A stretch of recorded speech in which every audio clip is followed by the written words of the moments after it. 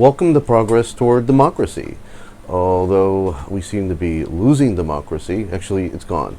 We're a plutocracy, which means we're a society structured so that most of the power is with the wealthy. And that's a situation that became much worse over the past 3 decades, about 3 to 4 decades. And our economy is basically can be described as what they call plutonomy. That's a combination of plutocracy and economy, basically meaning an economy that's rigged to serve the wealthy so that most of the wealth in society is going upward to them. And remember, if I go back to when I first brought this issue up, I described the what I call neoliberal assault, or what's been called by others, I should say, neoliberal assault, which began around 1982, and that's when we saw wages for the bulk of the population stagnate ever since. And Bill Clinton was, he got elected into office around 1993, so I mean, it wasn't particularly great. You know, it's Hilary likes saying, I'm mad, I don't want to see a Republican get into the office because they'll reverse what we did in the preceding years, including seeing everyone's pay go up, which they reversed. That's not quite true, actually. I recall her saying that in one of the debates. No, some people did. You had a continuation of a yuppie class. Middle to upper middle class was doing okay, but the bulk of the population wasn't. You had the internet bubble propping up quite a few. So I mean, it wasn't really great for most of the people in the population, and that economy was kind of artificial because this country doesn't really make anything anymore. And at that time, there was a huge amounts of venture capital going into internet companies. That became the craze, where if a company had a website, it would just go up in value if it was a new stock. And people were making a lot of money. And so that helped a class of people, but it was a limited class that participated in it. But that's one of the reasons why people have fond memories. You had everybody, there was such speculative excess in the stock market. People that never traded for a living were suddenly opening up online brokerage accounts, and it was an interesting time in that respect. Most of those people got wiped out when the internet bubble burst shortly after George Bush took office, and then there was another recession that hit after 9/11. So he didn't exactly have a great start to his economy, but part of the Bush economy was the way it was because of policies put in place during Bill Clinton's era. You know, so this idea that they're so wonderful, no, they're part of the neoliberal capitalism, and Hillary Clinton is what I call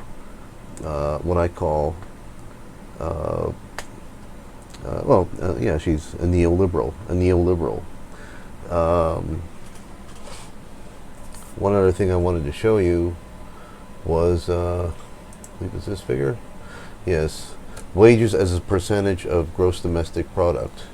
In the past, up to the 1980s, late 70s, really, even, wages were a huge percentage of the gross domestic product, and then ever since then, from Ronald Reagan, Bill Clinton, and then upward, it's been the same.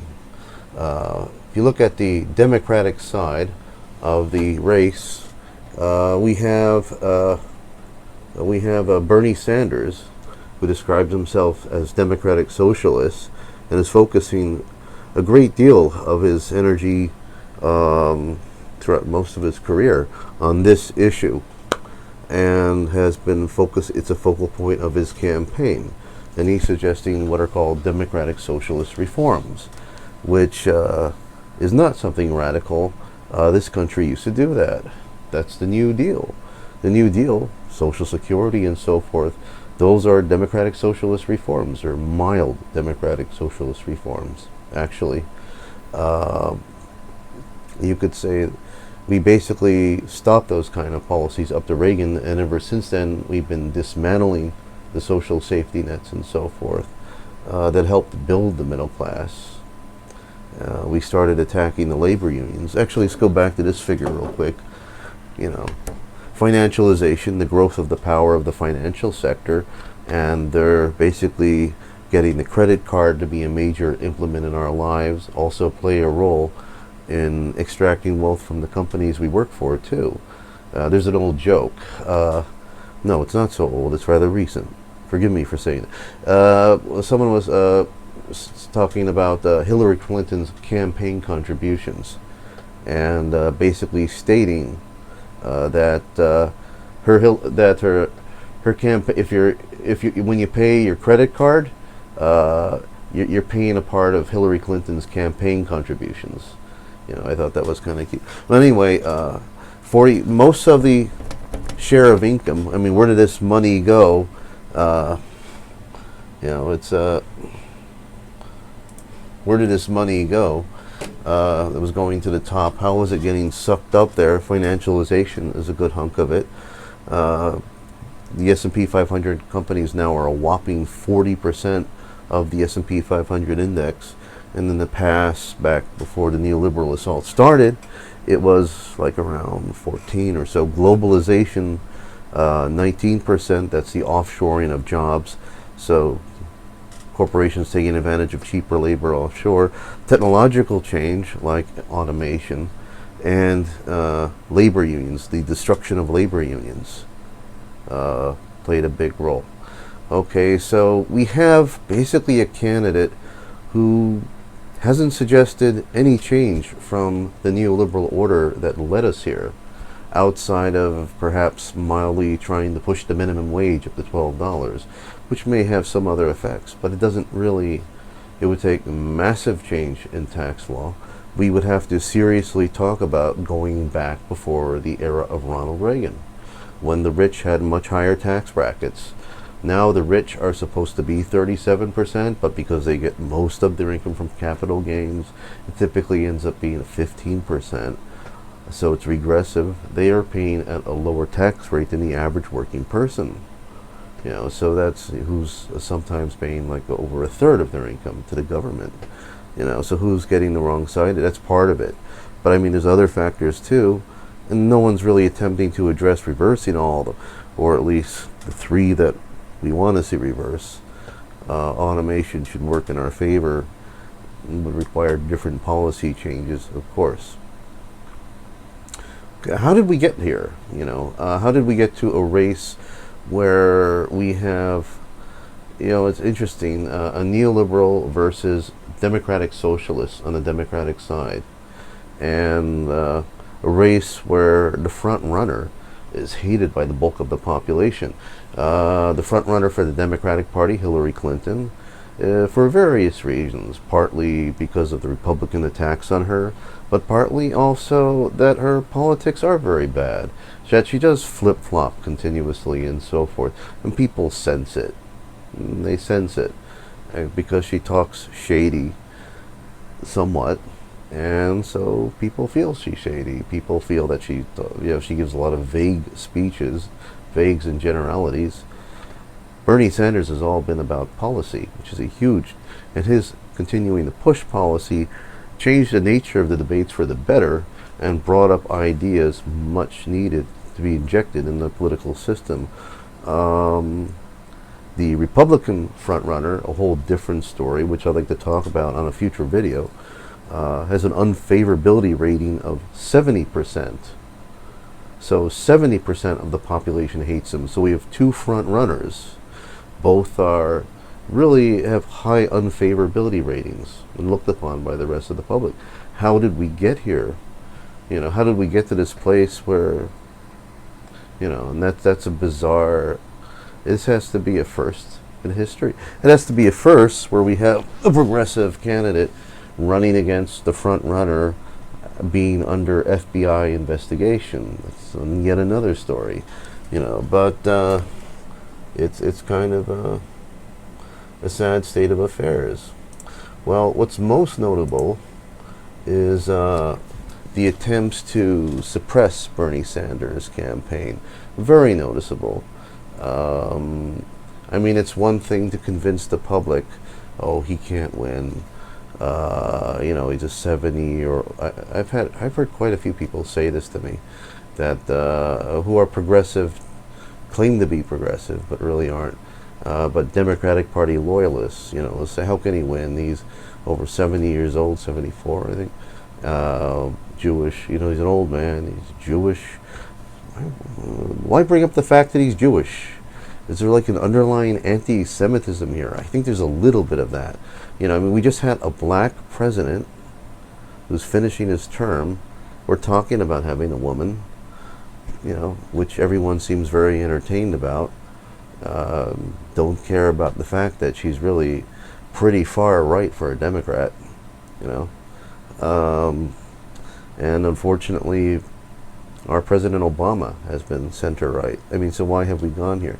We've gone to a place where the opposition is considered somewhat of a fascist, and the fascist is just came out higher in the polls. The fascist, known as Donald Trump, is a pathological liar, and yet he's beating Hillary Clinton in the latest poll, not by a lot.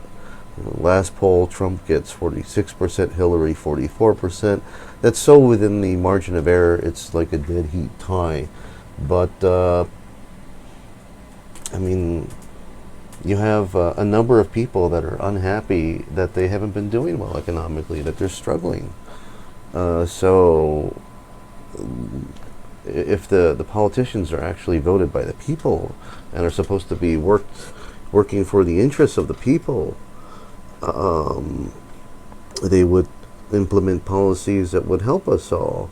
But we don't see that in their day-to-day work because their constituents are really their campaign donors and the large corporations and so forth, another specific rich interest. So we have that situation. We have a situation where, you know, Jon Stewart, if I can get his picture to pop up. There we go. Jon Stewart just tweeted, let me get this straight. Trump can beat Hillary, but he can't beat Bernie. So by voting for Hillary, you're basically voting for Trump. But, you know, he tweeted that today at 5 in the morning. So, how do we get here? You know. Hi, I'm Ron Paul. Oops. I did not mean to play that. But anyway, how did we get here? Well, I want to point out the massive corruption of the Democratic Party. How they're basically, you have an establishment that's getting the bulk of its campaign contributions from the corporate elites. They're the ones that put us in this economy that's rigged just for them, the Plutonomy. So that's not the candidate we want. The candidate that's only got his campaign contributions from the people, literally a first in the history of presidential candidates, raising literally hundreds of millions of dollars from 6 million contributions on the average size of which is $27.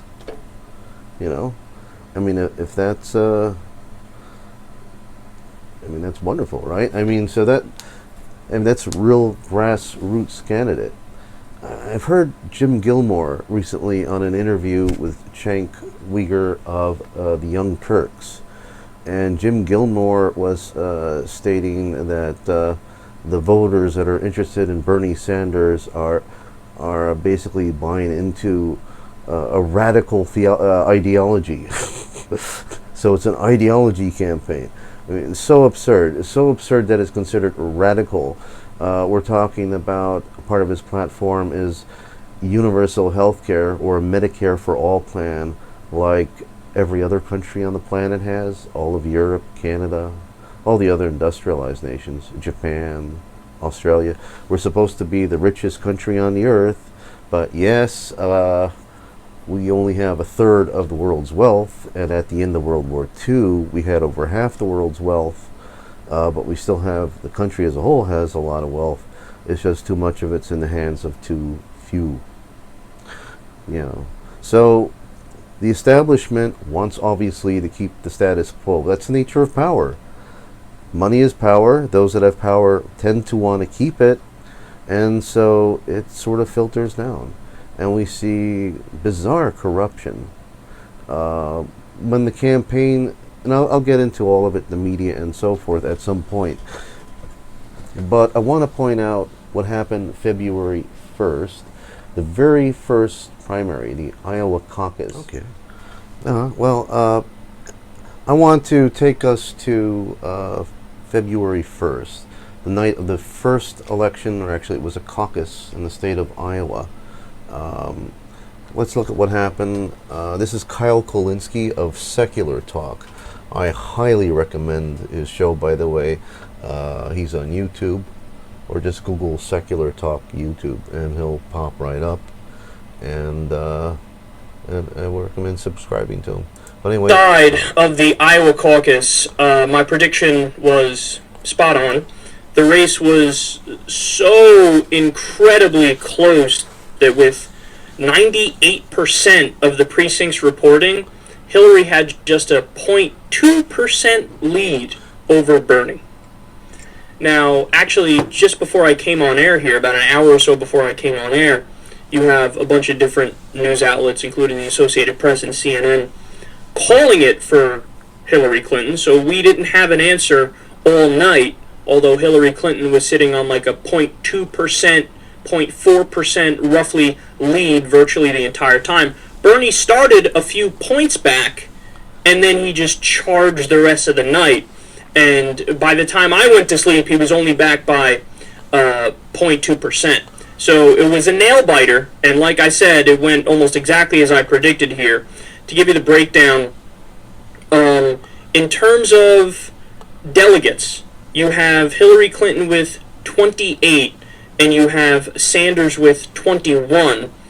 In terms of what they call SDEs, Clinton has 701, and Sanders has 697.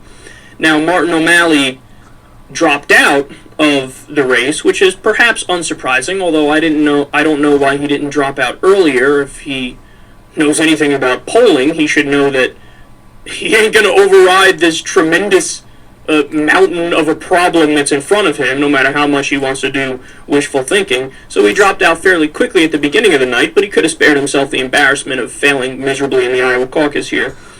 Now, there's a bunch of eyebrow-raising stuff that happened.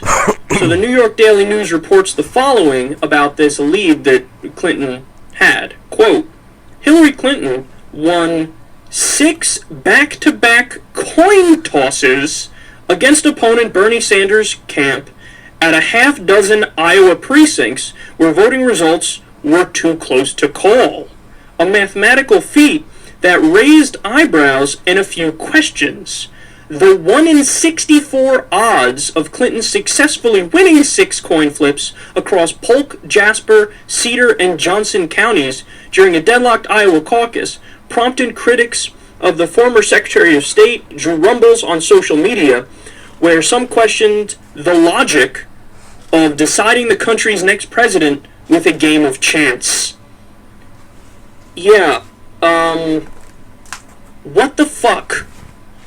So, understand that this actually is written in the rules of the Iowa caucus. And when people bring up objections to this kind of stuff beforehand, you have party officials saying, well, look, I mean, this is just something that it never really comes down to that because it's never really that close, and the chances of us even having to go to a position like that or do something like that are slim to none, so don't worry about it, let's just move along here and conduct the proceedings.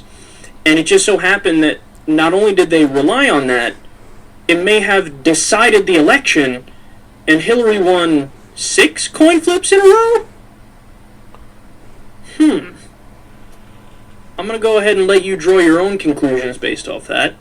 Now, to give you some more specifics on the kind of night that we had, Bernie Sanders won 84% of people under the age of 30. and 58% of people in the age bracket of 30 to 44. Now, Hillary Clinton won primarily with older voters here, but what this shows you is that moving forward, if Bernie Sanders is going to have any chance, he's going to need young voters to be energized and to get out there and to vote. So let me show you one more video on the outcome here so you get a sense of just how screwy the situation was. This is from MSNBC. Final count number was so much lower than the original attendance number that they had allocated an extra delegate. And so to determine who would get that extra delegate, they had a coin toss. This happened at least in a precinct in Ames, Iowa, a precinct in West Davenport, and a precinct in Des Moines. In each one of these coin tosses, I think you're seeing some video of one of them there. In each one of these coin tosses, Hillary Clinton's side won. What? So take a look.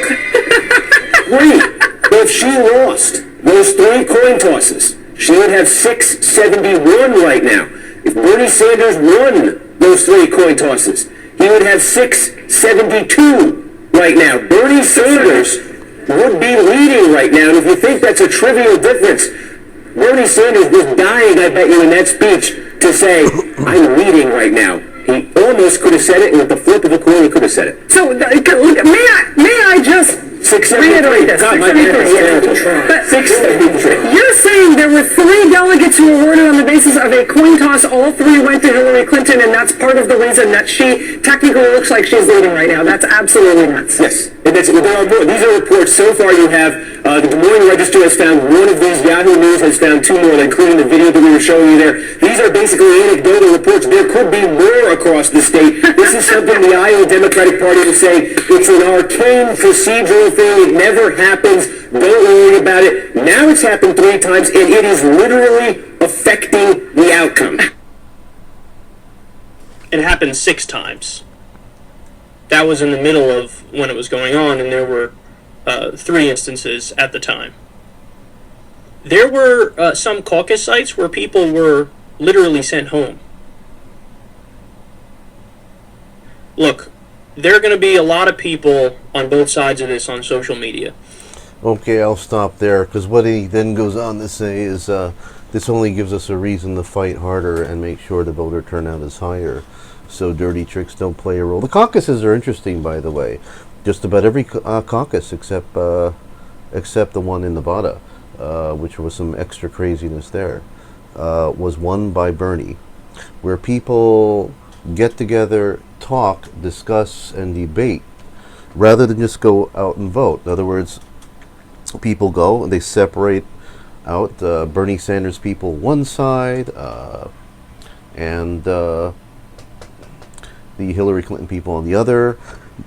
Those that are undecided debate, or they try to convince each other to come to the other side, and then it's done.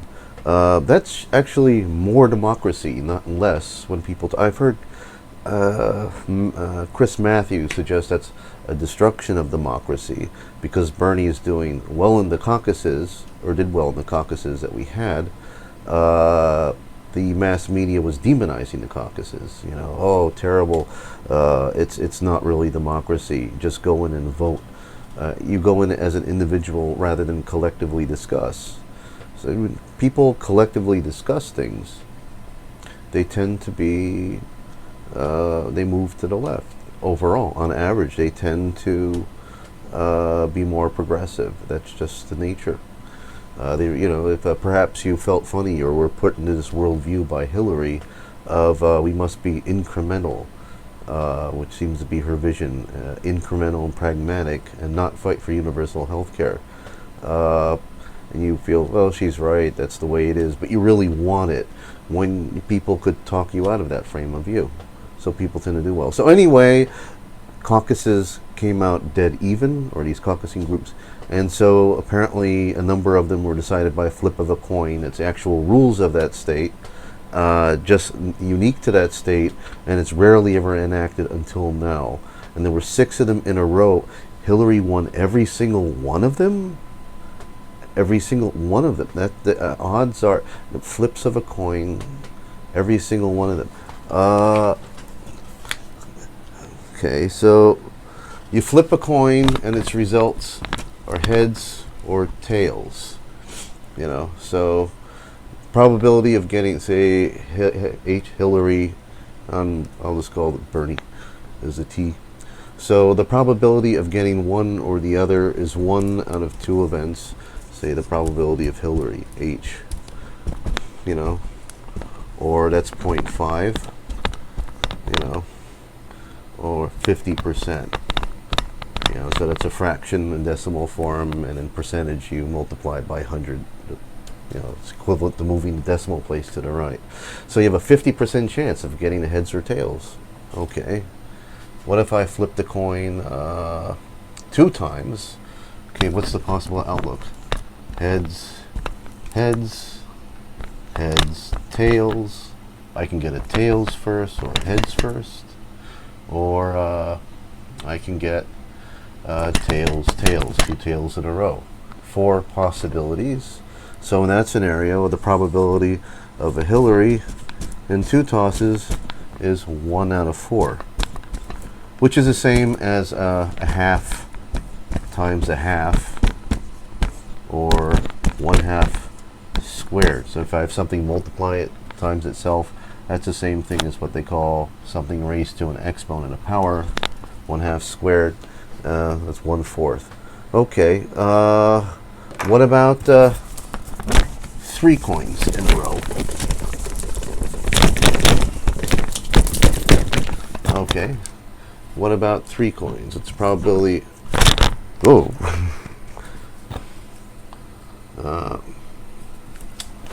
Sorry, folks.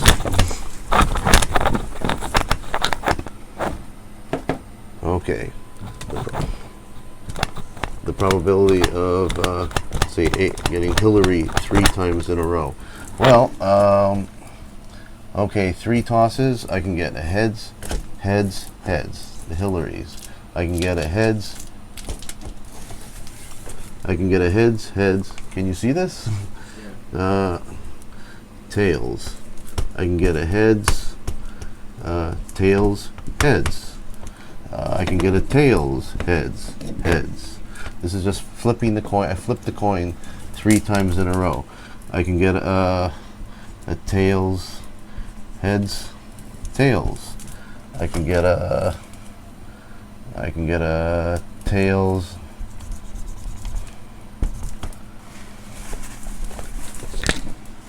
I can get a tail. The tails, tails, heads. I can get a tails. Oh, I already did that one. I can get a heads, heads, tails, tails. That's 1, 2, 3, 4, 5, 6, 7. Last one would be tails, tails, tails. 1, 2, 3. Yeah, 8. 8. This also happens to be 1/2. Remember, 1 out of 2 for the first probability. 1/2 times 1/2. That's 1/2 3 times, or 1/2 to the 8th power. I'm sorry, 1/2 cubed. The answer being 1/8, right? 1/2 times 1. You multiply 2 3 times, 8, or 12.5%. So, I mean, the more, tosses that you expect to get so many times in a row, the probability decreases quite a bit. So, 1 out of 2 times you'll get a heads or something. Okay, what about 6 times in a row? Well, the probability of getting, say, Hillary 6 times in a row, 1, 2, 3, 4, 5, 6, would be simply equal to then 1/2, times itself 6 times, right? A half times a half times a half times a half times a, and so on up to 6 times, or 1/2 to the 6th power, and that's equal to 1/64, which is about 1.6%. 1.6%. So the probability of it happening is 1.6%. The probability of it not happening is 94 point. Very low probability event. Very low probability event, guys. So is it possible the establishment is basically nudge things in Hillary's favor? After all, remember what Kyle said. They sent the people who participated in the caucus long, and so I mean they sent them home, and so they didn't really see what was going on. This should have been a red flag, and ever since then, you've had questionable activity from one form or another that seemed to hit each election cycle. I mean, for example, such as a purge of voting records during the New York state primary, in which the voters just happened to be within the area where Bernie Sanders was born. And so you had like several hundreds of thousands of people in those voting records purged, which surprised the mayor. Bill de Blasio actually asked for it to be investigated. I mean, but it would be some issue almost every state, leading one to wonder that the corruption the establishments need to keep the status quo has a rot that goes so down low to literally the local area where people get their hands on things. And definitely, I'll say this: people intend to internalize where they work. They tend to develop a worldview and agree with the elites when they're exposed to the elite thought on a continuous basis. It becomes part of their worldview. They adapt it. And I mean, for example, when I was at a Broward County picnic, it was a Labor Day picnic. I recall there was some discussion among the people there, and one of the Democratic Club Party heads in the local area stated that you should tell Bernie Sanders to get out of our campaign. Our election, what he said. And you would have that kind of talk. I mean, it was very pro-Hillary down to local Democratic club people on the top level. And the Bernie support's more from very grassroots. I'll tell you, there was a table selling both Bernie items and Hillary items, and those items sold out. The Bernie items, T-shirts, buttons, and so forth, outsold the Hillary items 10-1. Asked Jack Lieberman at that time. So I mean, that says a lot about the mentality of leadership and its influence all the way down. So this just suggests of unfair rigging throughout the whole game, and it's going on all the way. And some of I'd like to get back to in future videos and discuss in detail regarding specific issues. But going toward the future, there's already warnings of it about to have such issues. Now you'll see some discontinuity, folks. We had to stop again. And yes, that was Smirnoff. It's where's my product placement money, by the way? Well, anyway, yeah, every show I'll do a product placement. So I was about to talk about one of the upcoming caucuses, California, and as I was talking about some type of rigging, there seems to be something going on there. And there's a lot of these videos popping up regarding people that have been working with the I just kind of wanted to make a video. Today I had my poll worker training class to be a poll worker here in Orange County, California. It was a 3-hour class. Mostly good until we got to the issue of NPP voters, which in California is no party preference voters. And I know that the Democratic Party is accepting no party preference voters to vote for them. However, today in class, when we were going over NPP, I was told that all NPP voters are to be given provisional ballots. I specifically asked, I had my handbook open. Let me show you in my handbook exactly where I was. Sorry, I should have had this ready earlier. Okay, so right here, the ones in bold are the parties that are accepting no party preference voters to vote for them. However, I was told that these people were to be given provisional ballots. Always. NPP voters are always to be given provisional ballots. That's what I was told. I even wrote it right there in my notes at the bottom when I asked him the question. Well, I posted on some of the Bernie groups today because I was bothered by that, because I've always... Why would you be bothered by provisional ballots? No, they might not bother counting them at all. It's more or less just giving the voter something to do. You don't satisfy the requirements to participate in the election, but here you can do a provisional ballot. So if for some reason we're forced to count all the votes and some court action forces us to look, we'll have something there for you. They're not really counted in the election. So NPP, no party preference voters who were allowed to participate in the caucuses, no issue in the past. Now all of a sudden an issue has been sort of manufactured. Let's go back. Is been told that these NPP voters here in California can vote for Democrats and that their vote would be counted.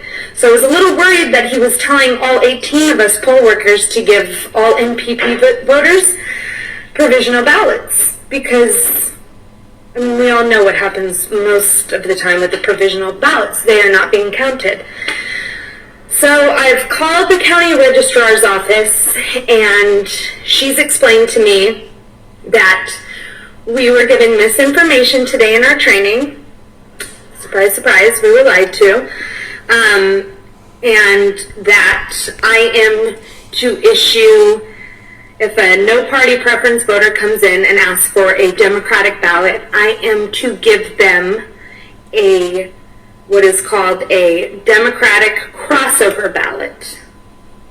And so I said, okay, well, thank you for telling me that, because we weren't informed of crossover ballots today in our training whatsoever.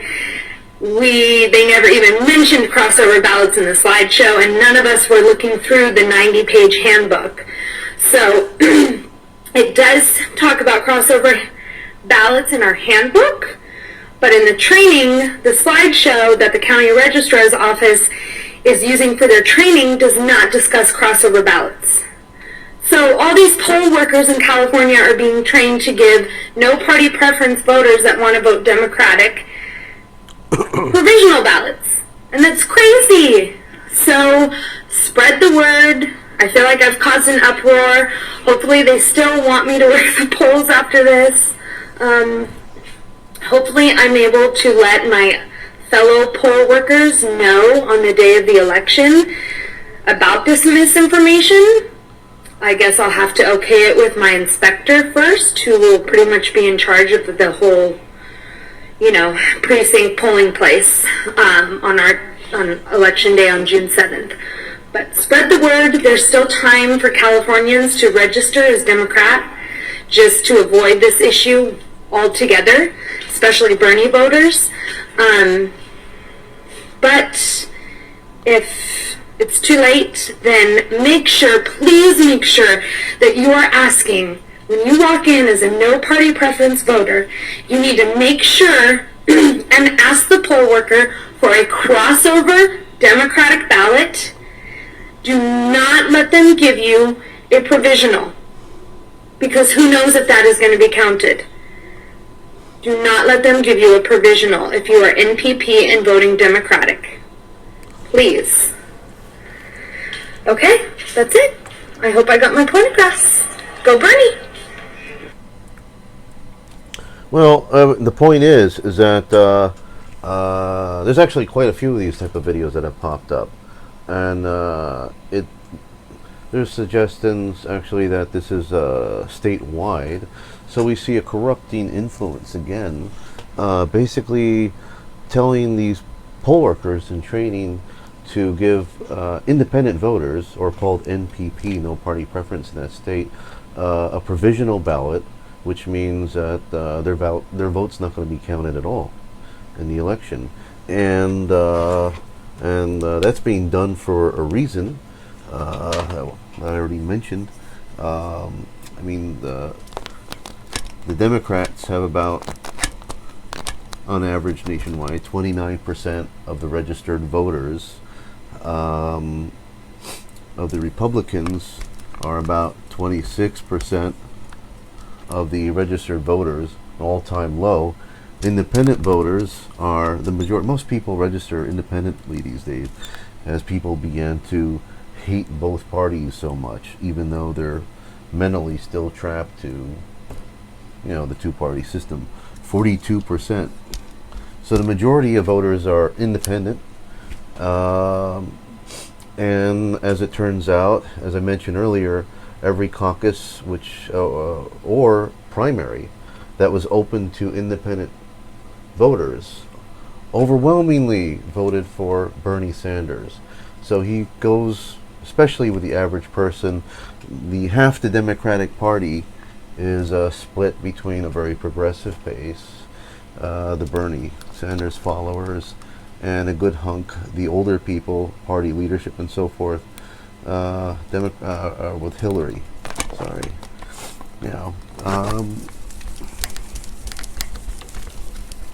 So we see this situation, which, well, I was just going to say, they basically want to block out, obviously, those voters that would vote for Hilary.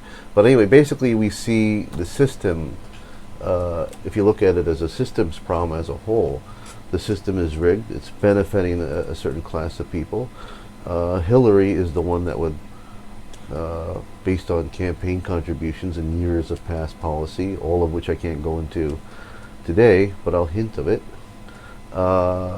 she manages to help maintain the status quo. So you have a rigged system that wants to stay rigged, and Bernie is a threat to it.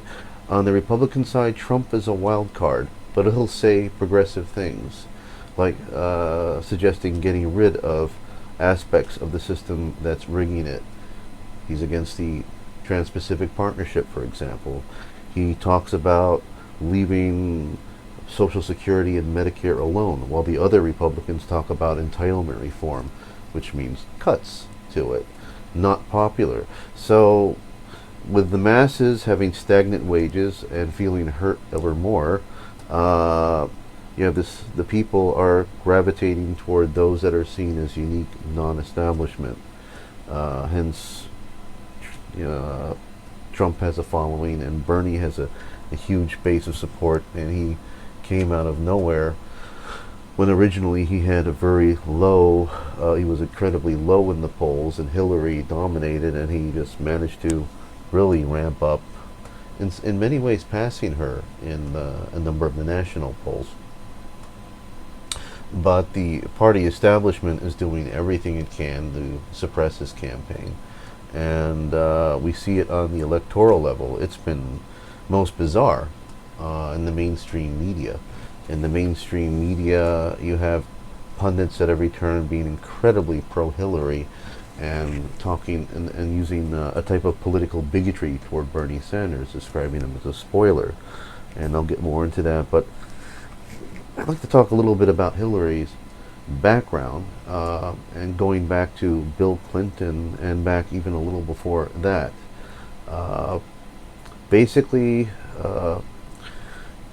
we had a period of time where the public won lots of reforms, even with a conservative president, Richard Nixon. Elites didn't like that, pushed back. We ended up with a neoliberal assault. Neoliberal assault consisted of a lot of changes over time, and attempt to sort of create structures to move the party toward a Plutonomy.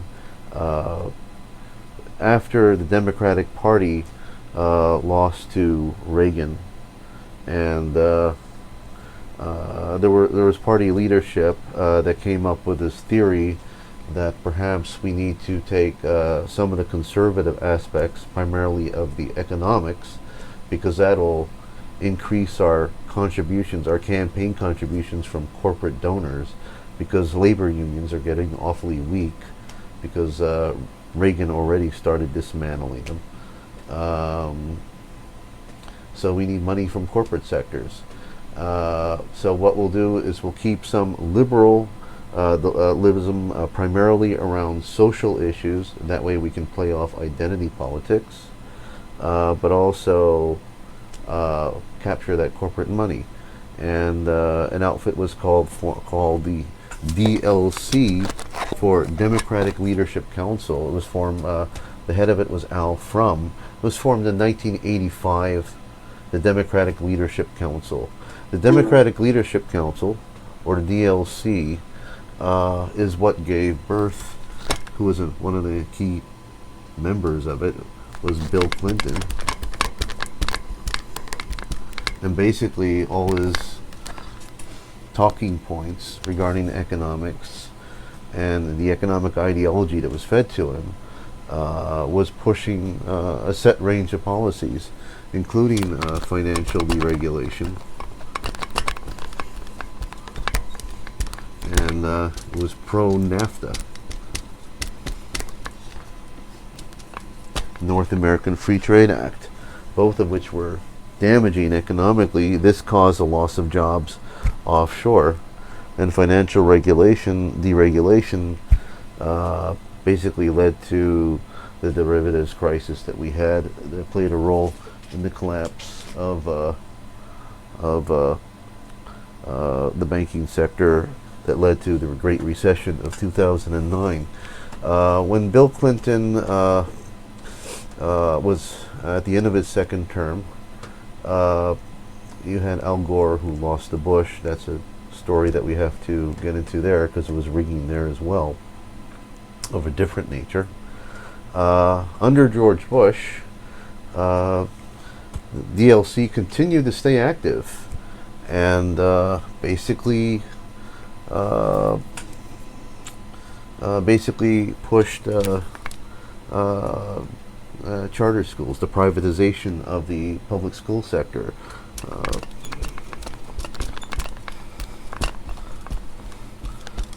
And they were pushing, they became a strong advocate with the rest of the neocon crowd. They backed the Iraq War.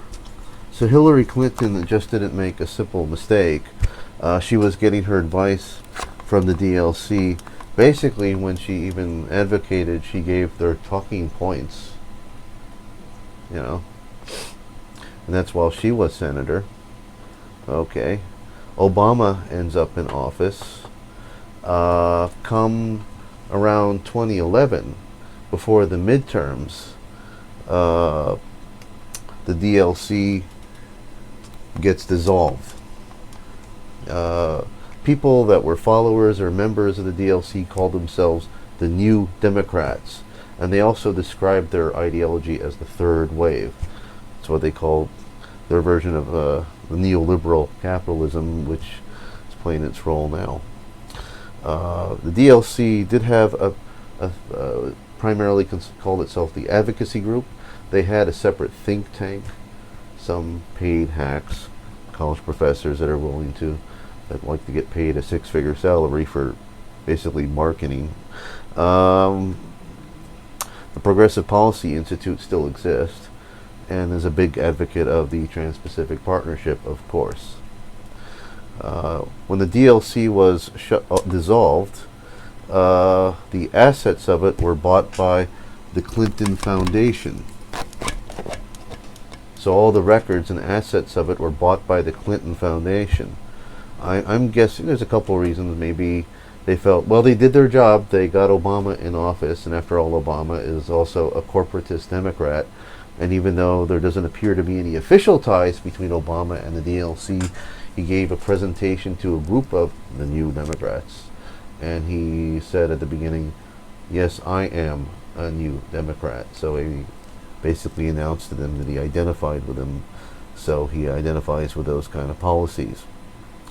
The third wave, besides the name, it became an organization shortly thereafter. There's a website for them, thirdwave.org.